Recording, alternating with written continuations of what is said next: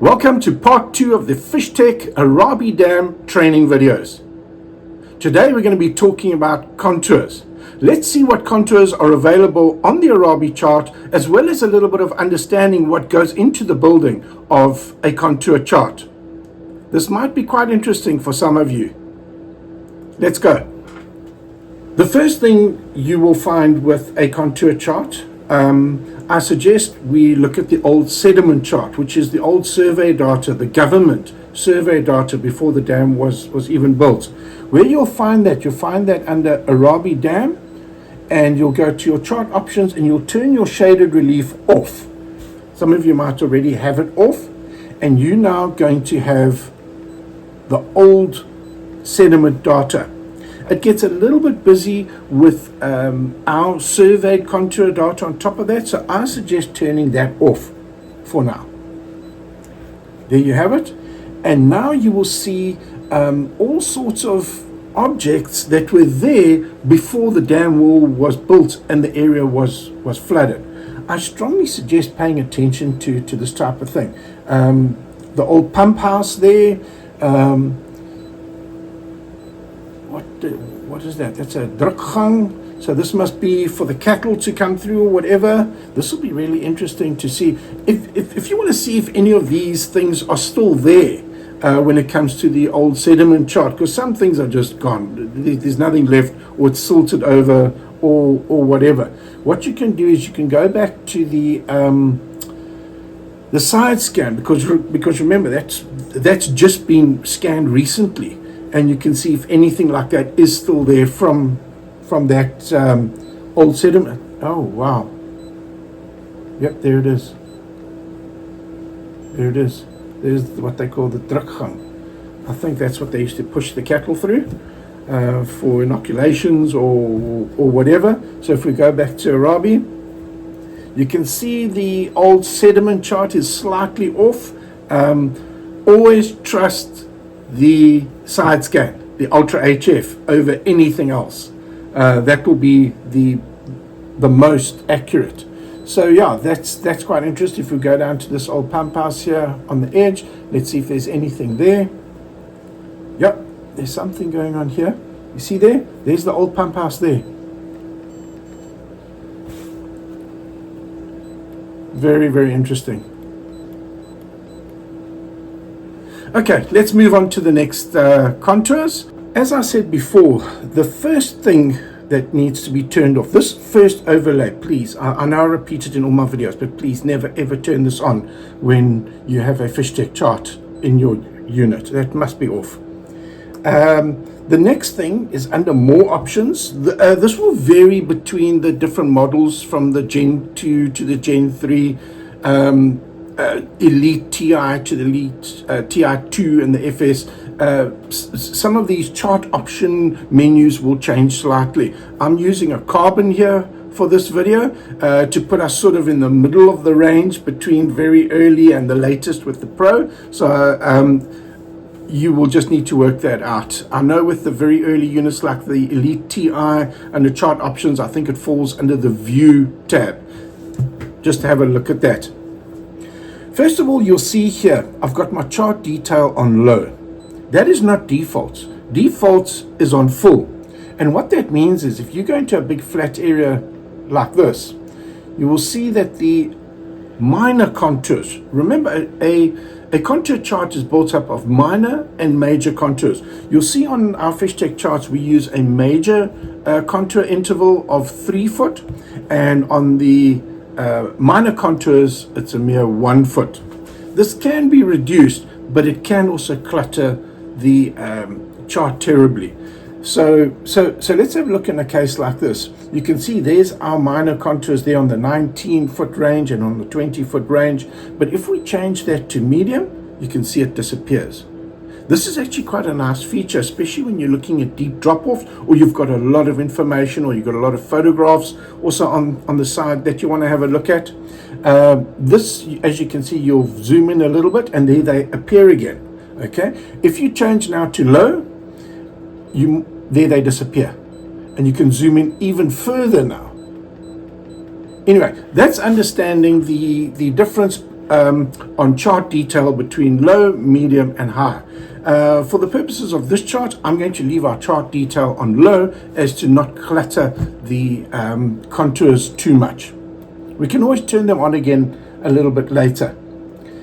As you can see, I'm using a form of shaded relief here as a background, and then that is laid on top of a relatively low resolution satellite. Something I need to point out here, I want to find a cove like there. Let's use that as an example. As you can see, the colors don't go all the way to the actual shoreline. Keep in mind, the shoreline can never be scanned with sonar. The reason for that is it's too shallow. It's basically on land. So we scan with our boats as close to the shore as we dare. Arabie is very difficult. There's a lot of weeds in the shallow and there's a lot of timber. So if you want to have a look at where did the boats actually, how close to the shore did our boats actually go for this? We'll go to chart source and we'll look at the, okay, here we go. Okay, that is the path right there. That's as close as our boats went to the shore. And the reason for that, if you look at some of these photographs here, you see all the timber? That's why we can't go right into the shallows. There's a lot of timber all the way out, making it very, very difficult. There's rocks in there, there's everything. That's why these panoramic photographs are so valuable on our charts, because you can see things that weren't scanned with the sonar. So please don't forget about that, but we'll talk about that in a later video. But what I'd like to do here is actually drop a waypoint on the closest path where the boat actually went. So let's go there, save that there. Then we'll go back to our Arabie Dam chart, and we see, okay, we've got sort of depth data to about there. Let's call it there. How far were we out from the shoreline there? If we measure, reset to cursor, pull that down to there, we're 140 meters from the shoreline. So how did we get these contours in this 140 meters? And I'll tell you how. Interpolation. The software, all of the cartographers around the world and GIS services and what have you, we use interpolation. Interpolation is how we fill the area from pass to pass. Here at FishTec, we try and keep our passes as close as possible and extremely accurate. This is why we use high drones, because a machine is going to do it almost perfect every single time. However, in a case like this, where we just simply cannot get a boat in there, we have to do a certain level of interpolation. We've got 140 meters here. So in order for me to fill that 140 meters, that means I need to set the interpolation value on my software to more than 140 meters in order to cover that whole area. Is this data accurate? No. It's a best guess scenario. So how do we work around that? One, there's the panoramic photos. You can look at the photographs. You can get a pretty good idea of what's happening in the shallows. But if we go back to our Ultra HF, our side scan mosaic, what you'll notice on our charts, there's no interpolation into the shallows. You've only got the contours for actual scanned area. So in this case here, where the boat turned around in this little dip, in this little channel here, it was 18 foot deep. And that is very, very accurate data. So if you were to target that rock, for example, there, it says it's 23 feet. When the dam is 100% full and you drive over that particular rock, it's going to be exactly, if you look at your 2D sonar on 200 kilohertz, that will be exactly 23 feet below the boat. Extremely accurate. The interpolation we use here is 30 meters. Default on the software is 50 meters. So anything below 50 meters is actually regarded as insane. Nobody does it. But we do it because we realize how important the accuracy of these contours are. It isn't always 18 feet. You'll see in some cases it gets a little bit shallower. There we've got 15 feet where the boat passed. In some cases it'll be 6 feet even. You can actually, if we go back there, we go to our chart options, we go to land only. Let's see what's the shallowest color that we can pick up here. Here we go. You see down here on these flats here. Let's see how shallow she got in there. 9 feet. Even dropping, yeah, we're looking at about 9 feet on this curve there. You see where it turns into purple? Even shallower, it's about 8 foot. In fact, that pass there might be at about 7 feet. Very close to 7 feet. However, let's put that back onto full. The minute you venture past these contours that are on the Ultra HF, I recommend you go with caution because that is computer generated. So if we go back here, we go to Ultra HF, we go to Arabie Dam again, anything in this region below 9 foot, be cautious. Be cautious, use the photographs. Let's see if there are any photographs for this area that will explain this nicely for us. There are some here. There's some there. Okay, you see this area, you can see this is where the boat passed out here, in this region here. I'm battling to get it to activate the little button. Okay, as you can see there, this, keep in mind, this is at 100%, so you'll never be in fear of this being hidden below the water. So don't worry about that. But in a case like this, the minute you move out of this actual scanned area with Ultra HF, beware. Okay, what else do we have on contours? The satellite is very much the same thing, but a lot of computer generation. For the satellite chart, we've also used 150 meters of interpolation here, so please just be careful with this type of thing. Whenever you're in doubt and you're not sure, always go back to the Ultra HF for that area and check what that depth is, and that depth there is 100% guaranteed when the dam is at 100%. Another thing while we're talking about contours here is what about when the dam drops? Should the dam level drop, what I suggest you do as you drive out, in this case most of you are probably going to be launching here. Here's the launch site here. There's the slipway there.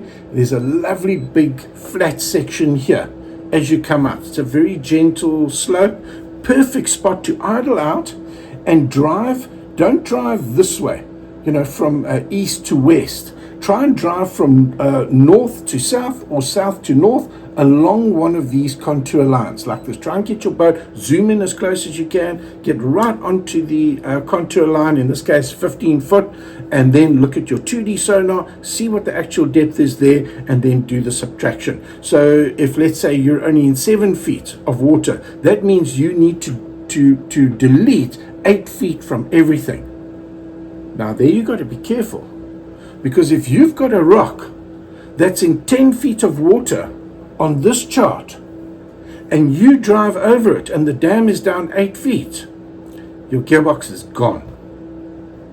It's gone. So doing this, getting used to this habit of doing a calculation. If you know the dam is 100% and you've gone onto the website and you arrive there and you see the dam is all the way up to the grass by the day visitor site or the campsite, you don't need to worry. You know it's 100%. I would still, just for in case, I would just do a little idle around there and just have a look and make sure that it does all match up. It's not going to take a lot of time. You're looking at 20 seconds or 30 seconds of your day just to confirm that. Okay, what else can we do with the contour charts.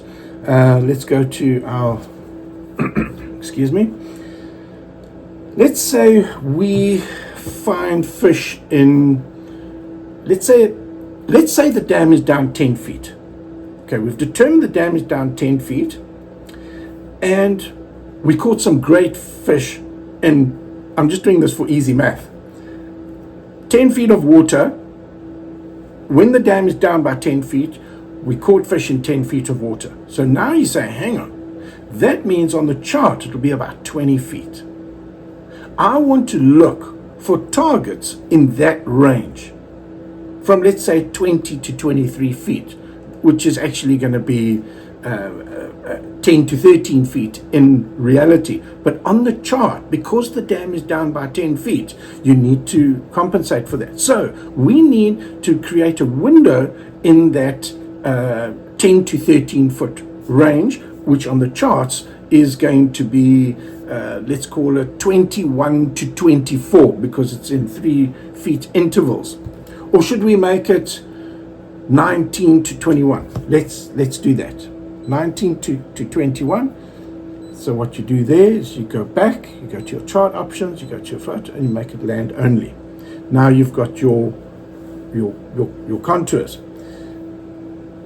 What does our 19 foot look like? Okay, we've got 18 to 21. That's the window that we want open. So how do we create a window there? You go back, you go to your categories. On your depth area, on the very top one, you very carefully push the little drop down menu on the left using your thumb of your left hand. And you see, you get that. Now, what did we say? We want to open up 18 to 21 as our window. So you just tap on 18 to 21. That's going to be your target range. Now you're looking for targets in that depth range. And as you can see, you can zoom all around the dam, the whole dam. That's going to be your target range. And if we just take a quick glimpse at that, you will see some incredible things pop up. Now you know that is what you need to target. Another tip while we're here, if someone says to you at Arabie Dam, you must target the rocks, that's a little bit like somebody saying the fish are in the water, because there's rocks everywhere. So you've got to look for something different. Would that rocks jump out at me?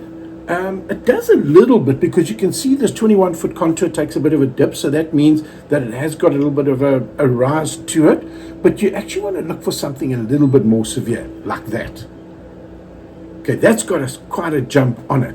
If you think that's, let's go back to this one. You think, okay, well, let's put a waypoint on there, and we're going to make this a green color.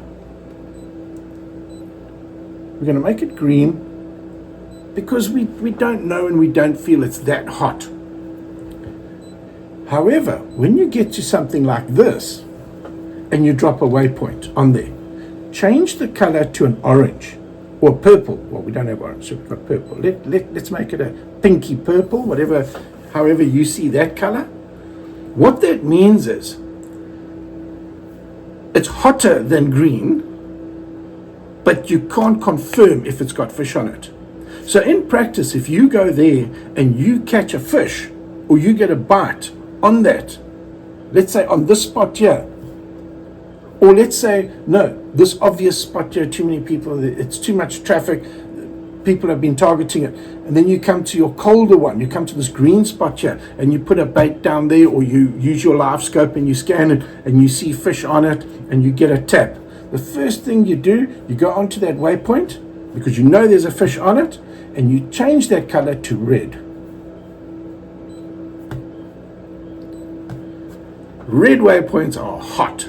You know now that that is a hot zone. So now you've identified the depth range, and you've identified a spot that's actually holding fish. So long before you even come to South Africa, you will have a lot of green and purple waypoints like that. And only when you arrive here and you start targeting those waypoints that you've created months before getting here, you will change those colors to red for hot. Guys, as far as contours go, I think I'm going to leave it there. I think you've got a pretty good understanding now. Just play around with this categories thing with highlighting depth areas. You can either do it one way or you can do it the other way. What you can do is you can turn them all off like that and just highlight that 18 to 21, for example, in this case here. And there will be your depth highlight in that depth range all around the dam. That's another way that you can do it. And then you can see what's nearby. So yeah, there are a number of options when it comes to contours. Anyway, let's leave it there. And thanks for watching the video. And next time, I think we need to start looking at the side scan mosaics. In order to understand side scan mosaics, you need to understand side scan. So I think that's what we'll do first. We'll have a quick intro into side scan and how to read side scan. Thanks for watching.